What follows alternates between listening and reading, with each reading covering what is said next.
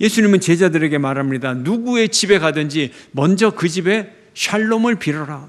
평안을 빌어라. 예수님이 제자들과 이별을 앞두고 이렇게 말하잖아요. 평안을 너희에게 끼치노니 곧 나의 평안을 너희에게 주노라. 예수님의 작별의 선물이 평안이에요. 부활하신 예수님이 제자들 앞에 처음 나타나서 나의 평안을 너희에게 주노라. 평안할지어다. 샬롬을 또 빌어주셨어요. 오늘 마태복음 5장 9절의 본문이 이와 같죠? 함께 읽을까요? 시작. 화평하게 하는 자는 복이 있나니 그들이 하나님의 아들이라 일컬음을 받을 것이며. 샬롬은요, 모든 축복의 백과사전이에요. 샬롬이라는 한 단어가. 그러므로 명예, 건강, 돈, 이거 샬롬 속에 다 들어있기 때문에 종합 세트 하나만 선택하면 되지. 명예, 건강, 돈 따로따로 선택할 필요가 없어요. 백과사전에 나와 있는 샬롬의 뜻만 봐도 이래요. 그 중에서 몇 가지만 추려도 이렇게 나옵니다. 평화, 화평, 평안, 평강, 안부, 건강, 건강 나오잖아요. 번영 나오죠. 안심, 친근함. 인간의 삶의 모든 영역에서 필요한 물질적, 정신적, 육체적인 것들이 이상적으로 가득 채워 있는 상태. 그냥 이런 것들이 조금 있는 상태가 아니라 이것들이 가득 채워져서 넘쳐나는 삶. 이것이 샬롬이라는 거예요. 그래서 하나님 앞에 기도할 때 여러분 그냥 샬롬만 외치세요. 내게 샬롬을 주세요. 그러면 모든 축복이 이 속에 다 들어있는 거예요. 샬롬은 차고 넘치는 축복을 말해요. 모든 것이 차고 넘치는 이상적인 축복, 이것을 말합니다. 오늘 예수님이 말씀하시는 이 산상수훈은 천국의 윤리예요. 천국이 뭐죠? 하늘나라, 하늘에 있는 나라의 윤리예요. 그렇다고 해서 하늘에 있는 하늘나라에서만 지키는, 이 땅에서는 안 지키는 그런 윤리가 아니고, 예수님이 천국이 가까이 왔다, 복음을 믿어라, 천국이 가까이 왔다. 가까이 왔다는 건 뭐예요? 아직 안 왔다는 뜻이 아니라 가까이 왔다는 것은 이미 왔다는 뜻이에요. 그래서 그 천국, 이미 이 땅에 임한 그 하늘나라의 윤리를 지금 지키라는 거예요. 지금 지키라는 거예요. 가까이 왔으니까 5분 후부터 지켜, 이런 의미가 아니에요. 새로운 백성, 천국 백성이 지켜야 될 윤리, 이것이 산상수훈이에요.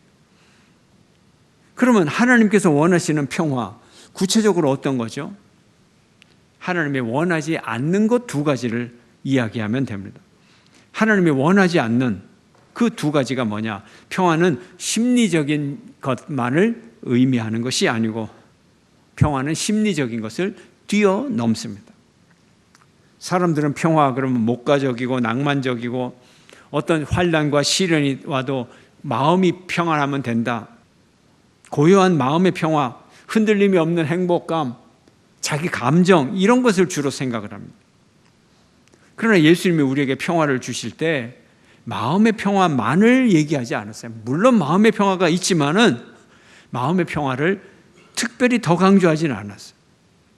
구약의 모범적인 인물들 있죠. 믿음의 사람들, 욥, 예레미야, 에스겔, 또 신약의 바울. 과연 바울이 시험이 왔을 때 이들이 마음의 평화를 잃지 않았을까요? 아니요. 욥의 마음이 흔들리고 하나님을 원망하고 친구들을 원망하고 괴로운 마음에 눈물이 마르지 않았고 죽음의 공포가 그에게 찾아왔어요. 사도 바울도 시련을 당하여서 내가 죽는 줄로만 알았다, 내가 시련 가운데 고통을 당했다, 이렇게 얘기를 합니다. 이것이 예수님이 우리에게 주시는 평화입니다. 그저 마음의 평화가 아니에요. 고난 속에서 괴로워하고 행동하는 평화, 과연 이게 뭘 뜻할까요? 제자들에게 파송하시면서 이렇게 말합니다. 보라, 내가 너희를 보냄이 양을 이리 가운데 보냄과 같도다. 그러므로 너희는 뱀같이 지혜롭고 비둘기같이 순결하라. 사람들을 삼가라. 저희가 너희를 공회에 넘겨주겠고 저희 회당에서 채찍질하리라. 아까 뭐라 그랬어요? 제자들에게 너희들은 어디를 가든지 샬롬을 먼저 전해라, 화평을 전해라. 근데 화평을 전하는 이 사도들에게 돌아오는 게 뭐예요? 공회에 넘겨주고 회당에서 채찍질하고 때리고 욕보이고 비난하고 조롱하고 감옥에 넣고, 이것이 대가로 돌아오는 거예요. 이것이 평화의 소식의 대가예요. 핍박받고 감옥에 가고 채찍에 맞는 평화. 이것이 예수님이 말씀하시는 평화입니다. 양과 이리가 어떻게 함께 있겠어요? 이리가 양을 잡아먹죠. 늑대가 잡아먹죠. 잡아먹히는 양을 보고 죽어가는데 마음의 평화만은 잊지 말아라, 이렇게 말할 수는 없죠. 예수님은 냉혹한 현실을 아시고 절대 마음의 평화만을 말씀하시지 않고, 전쟁터에서 총알과 폭탄이 날아오면 두려움을 가지고 피하고 그 가운데 평화를 추구하라는 거예요. 평화를 찾으라는 거예요. 평화는 우리 인간의 근본 욕구입니다. 누구나 평화를 원해요. 그러나 사람들은 평화를 성급하게 이루려고 그래요.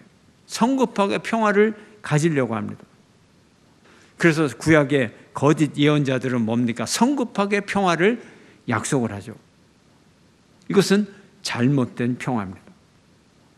거짓 예언자들은 패배와 상처와 죄악과 징벌과 심판이 있는 그곳에서 이런 현실을 무시한 채 무조건 평화다, 무조건 평화가 올 것이다, 싸구려 평화를 예언자들은 가르치고 있었던 것입니다. 참 평화는 고통과 죄악과 갈등을 이겨내는 평화입니다. 평화를 만드는 사람은 갈등을 참고 이겨내야 돼요. 그래서 예수님은 뭐라 그래요? 내가 세상에 화평을 주러 온 줄로 아느냐? 화평이 아니요, 검을 주러 왔노라. 검을 견디어내야 돼요. 칼을 견디어내야 진정한 화평을 누릴 수가 있는 것입니다. 세례요한이 예수님을 처음 봤을 때 뭐라고 고백을 합니까? 보라, 세상 죄를 지고 가는 하나님의 어린 양이로다. 세례요한은 예수님이 세상 죄를 지고 가는 그 능력을 보았습니다. 세상 죄가 단순히 사람의 마음으로만 짓는 죄가 아니죠. 세상 죄는 인간이 하나님을 떠난 마음으로 떠난 죄, 마음으로 반역한 죄, 도적질한 죄, 살인죄, 경제적인 착취의 죄, 정치적인 억압의 죄, 전쟁의 잔혹함의 죄, 모든 죄악을 다 말하는 거예요. 예수님의 이 모든 죄악을 우리 대신 짊어지셨어요. 이게 예수님의 평화입니다. 예수님은 희생제물로 돌아가시며 평화를 이루셨습니다. 예수님도 십자가에 달리기 전에 고민하시고 고통스러워 두려워하셨어요. 주여, 이 잔을 내게서 지나가게 하옵소서. 예수님이 십자가를 얼마나 두려워했는지 몰라요. 고민하셨어요. 죄 없는 자가 죄인의 모습으로 돌아가셨어요. 평화를 이루는 분이 평화롭지 않은 모습으로 십자가에서 돌아가셨어요. 이것이 예수님이 평화를 만드는 방법입니다. 둘째로 평화 아닌 평화는 뭐냐? 정치적인 평화만 평화가 아니라는 거예요. 정치적인 평화를 뛰어넘는 진정한 평화가 있다는 것을 우리가 알아야 됩니다. 사람들은 평화 그러면 군사적으로, 정치적으로 생각합니다. 유대인들은 메시아를 이제 로마의 이 압제로부터 독립시킬 정치적 왕으로 그렇게 메시아를 기다렸습니다. 예수님 당시의 주도적 평화를 로마의 평화다 그럽니다. 빡스 로마나다 이렇게 얘기를 합니다. 힘 있는 자가 통치하여서 힘 없는 자를 억압을 해서 꼼짝 못하게 만드는 거, 그래서 가만히 있는 거, 힘의 평화를 얘기합니다. 또 다른 평화가 있죠. 우리가 냉전 시대에 겪은 힘의 균형에 의한 평화. 빡스 로마나는 강한 자가 다스리는 평화고, 힘의 균형에 의한 평화는 팽팽하게 힘의 균형을 이루면서, 그러면서 전쟁이 없는 상태, 겉으로만 전쟁이 없는 상태를 얘기하는 거예요. 냉전 시대가 끝나고 다시 새로운 평화의 시대가 왔어요. 팍스 아메리카나, 미국의 평화. 그렇지 않아요? 지금 세계 정세가 미국의 평화 아닙니까? 미국이 큰형님하고 미국의 마음에 안 들면 다 봉쇄당하고 경제적으로 군사적으로 봉쇄당하고 망하게 되어 있어요. 그런 시대를 우리가 살아가고 있어요. 누구나가 다 평화를 원한다 그러죠. 2차 세계대전에 괴물, 원흉, 히틀러 1938년에 이런 말을 했어요. 상황 때문에 나는 10년이 넘도록 오로지 평화에 대해서만 말을 해왔습니다. 뭘 뜻해요? 내가 10년이 넘도록 평화를 위해 노력을 해왔지만 이제는 도저히 참을 수가 없습니다. 이제는 전쟁으로 나가야 되겠습니다. 이런 얘기를 하는 거예요. 시간이 지날수록 우리가 살아가는 이 세계는 점점 더 분열이 되고 점점 더 군비 경쟁에 열을 올리고 끊임없이 인류는 전쟁을 지속해 왔습니다. 지금도 지구상의 전쟁이 계속되고 있습니다. 이런 현실 가운데, 이런 세상의 평화 가운데 예수님이 말씀하시는 진짜 예수님의 평화는 무엇일까요?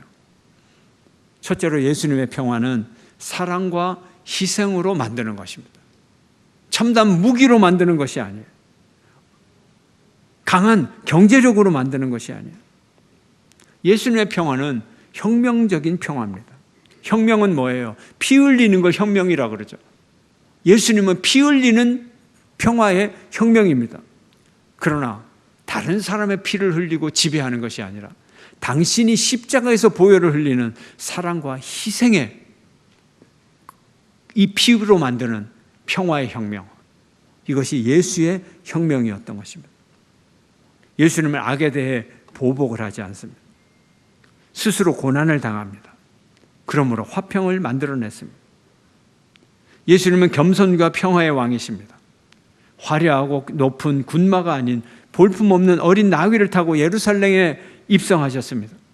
이방 나라를 굴복시키고 철장으로 다스리는 강력한 왕이 되기를 거부하시고 겸손과 온유의 평화의 왕으로 우리에게 오셨습니다. 무력으로 지중해의 평화를 이룬 박스 로마나 로마의 평화가 아닌 십자가로 인류의 평화를 이루는 그리스도의 평화, 박스 크리스투스, 그리스도의 평화, 이것을 가지고 우리에게 오셨습니다. 제국의 평화는 갈등을 억압으로 짓눌러 얻는 위장된 평화일 뿐, 그리스도의 평화는 참된 화해를 통해 얻어내는 영원한 화해, 영원한 평화인 것입니다. 그래서 예수님의 평화는 세상의 평화와 같지 않습니다. 다릅니다. 함께 읽어볼까요? 성경 요한복음 시작. 평안을 너에게 끼치노니 곧 나의 평안을 너희에게 주노라. 내가 너희에게 주는 것은 세상이 주는 것과 같지 아니하니라. 너희는 마음에 근심하지도 말고 두려워하지도 말라. 예수님의 평안은 세상의 평안과 다르다는 거예요. 예수님은 증오와 미움의 세계 한가운데서 예수님은 평화의 창시자가 되셨습니다.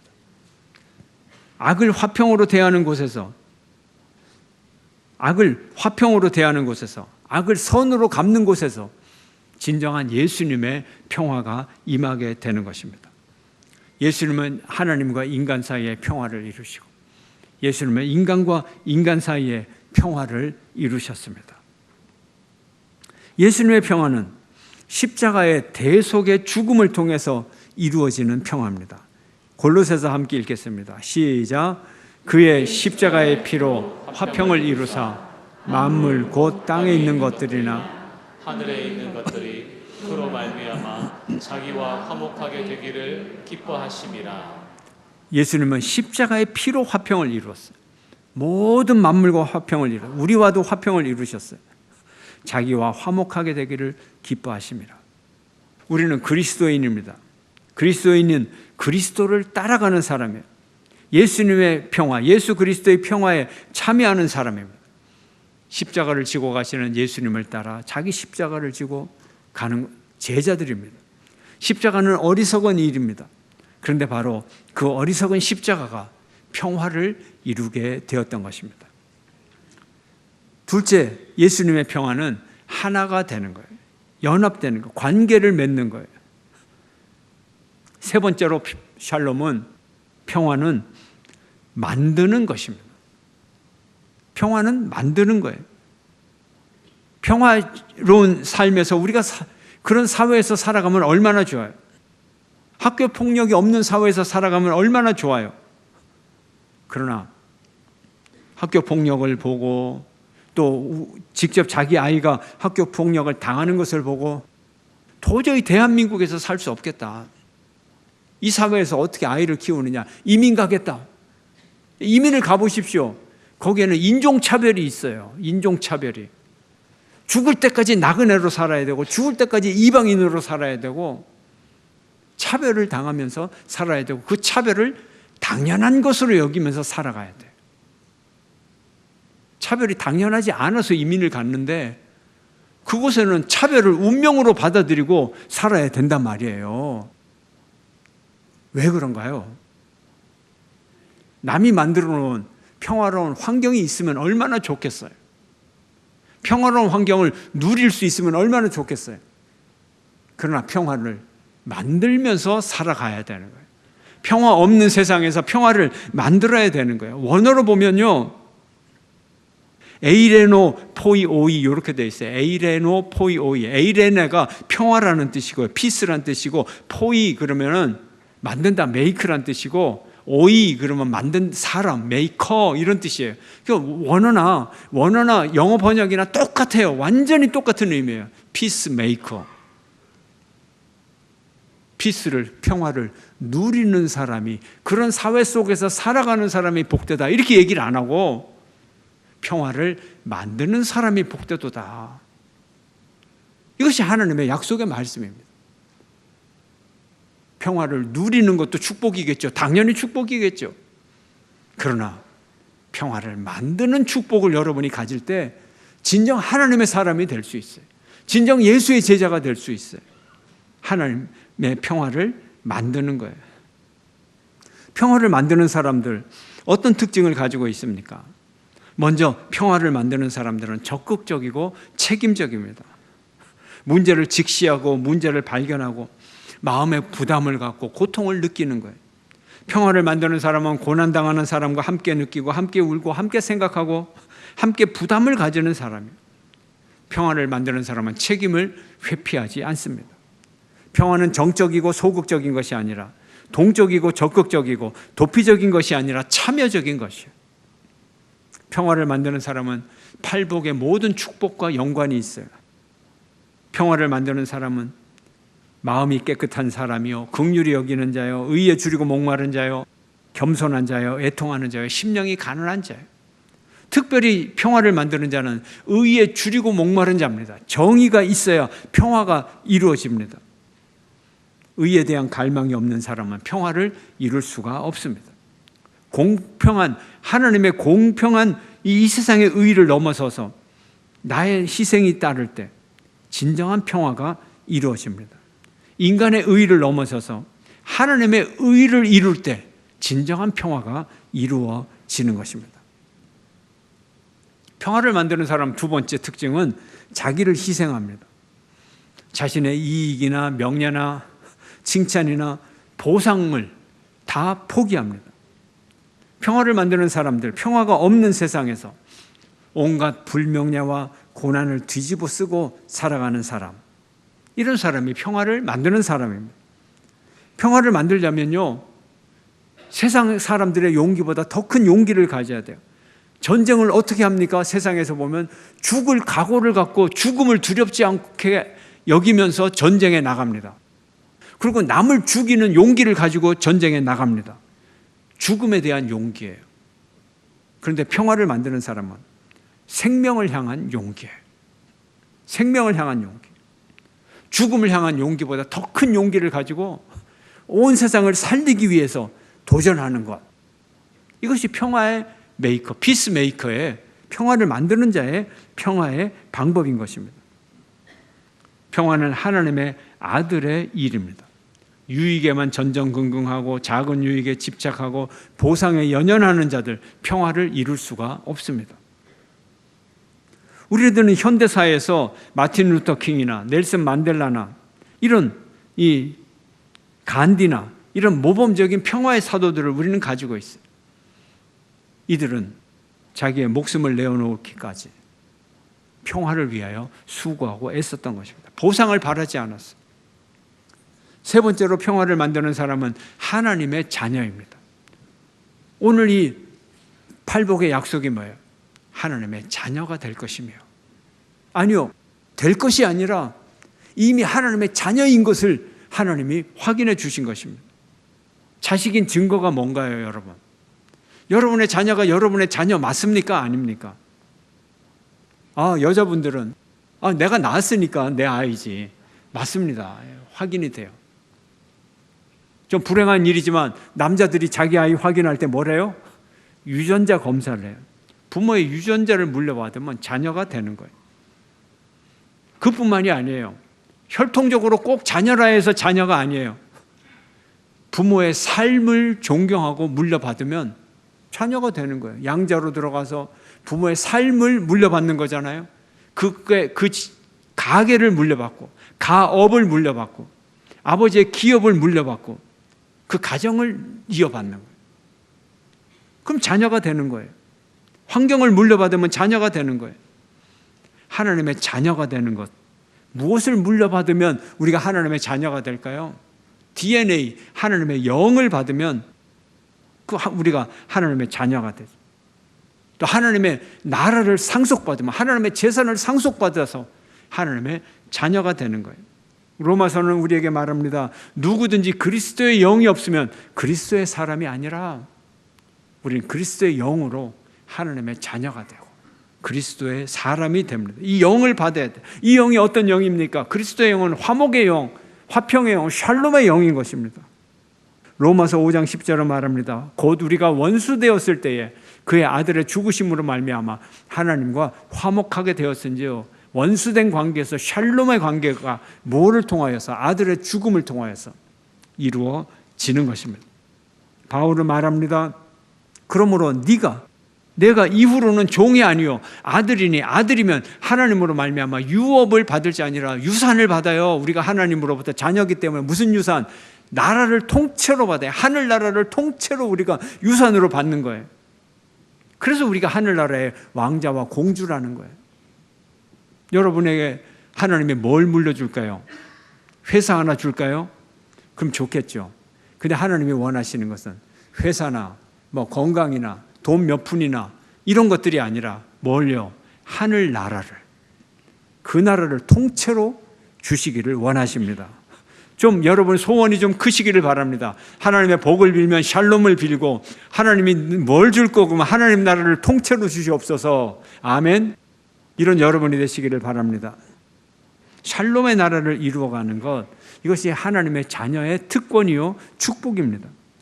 하나님 자녀에게는 샬롬의 통치권이 있습니다. 이제 여러분에게 주어진 것, 여러분은 악한 의도를 가지고 탐욕을 가지고 통치할 것이 아닙니다. 여러분에게 주어진 삶의 영역들, 가정, 사업, 모든 관계들, 이 사회, 이 나라, 이 지구촌의 역사들, 우리가 탐욕적인 관계로 탐욕을 위하여 그런 관계를 맺는 것이 아니라 이제는 샬롬의 통치권을 가지고 그 속에서 하나님의 샬롬이 이루어지도록 전파하고 다스리고 지배하는 샬롬의 지배자들 되시기를, 여러분 모두가 되시기를 축원합니다. 여러분 모두가 그리스도의 영으로 충만하여 이 세상에서 평화를 만들어 가시기를 바랍니다. 여러분 모두가 진정한 하나님의 자녀로서 평화의 통치권으로 이 세상을 살아가시기를 주의 이름으로 축원합니다.